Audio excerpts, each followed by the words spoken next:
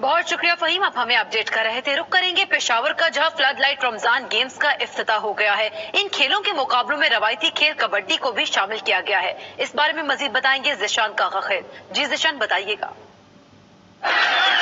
हाँ जी बिल्कुल, पेशावर में रमजान स्पोर्ट्स फेस्टिवल का इनेकाद किया गया है। ये फेस्टिवल जो है न सिर्फ पेशावर में बल्कि खैबर पख्तूनख्वा के 6 अजला में ये टूर्नामेंट जारी होगा। इसमें न सिर्फ जो है क्रिकेट, वॉलीबॉल बल्कि 17 दीगर गेमों का भी इनेकाद किया गया है। इस वक्त मैं मौजूद हूँ पेशावर के क्यूम स्टेडियम में। यहाँ पर जो है कबड्डी का टूर्नामेंट जो है शुरू है। काफी ज्यादा तादाद में नौजवान इस वक्त ग्राउंड में मौजूद है, क्यूम स्टेडियम में मौजूद है और वो काफी ज्यादा एंजॉय कर रहे हैं।